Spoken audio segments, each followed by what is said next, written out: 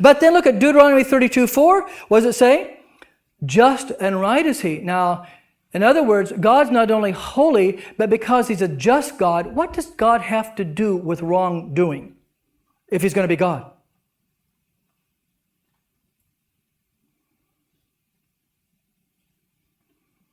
What do human beings do with wrong behavior? To one degree or another, depending on what behavior it is and what the relationship is. Punish it. Why do we punish it? Because wrongdoing goes against what? Just. It's just. If you do A, you're going to be punished. That's justice. God's a just God. And this is often what's not thought of with some people with Christianity, because we often hear God is love, which we're going to get to.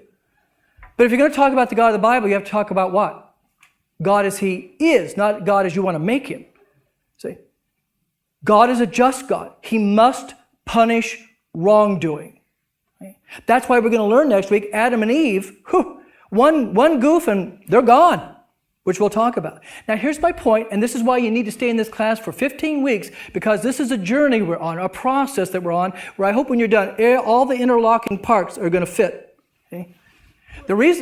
Just a minute. The reason I put this up here, you will not understand the cross of Jesus Christ unless you understand God is a holy God and a just God. Okay? Why did this poor man have to die? Because he died for the sins of the world. Well, what does that mean? It means God can't tolerate sin, and God must punish sin. Well, where's the good news in that?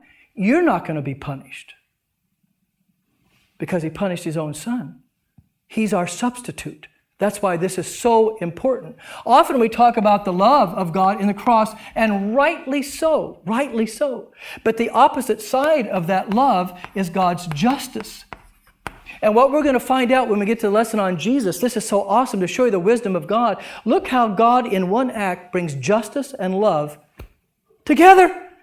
That's why Jesus, among other reasons, is called the wisdom of God. In one act, God satisfied his justice, and also as the expression of what? His love for humanity in the same act, as we're going to see. But you won't understand Jesus. Why'd that poor guy have to die? Unless you understand God is holy, can't tolerate sin, and he must punish sin. I'm sorry, I cut you off to get that in. No, that's okay. That actually was part kind of where you're going with that? Yeah. Otherwise, you turn Jesus into a therapist. You understand what I'm saying? Yeah, therapist. Yeah, did you want to comment, please? It also mean you hear people talk about needing to suffer, to get to heaven. That because Jesus suffered, we can't really suffer, right? I don't know where you're going with that. Let me say this, and then you can respond.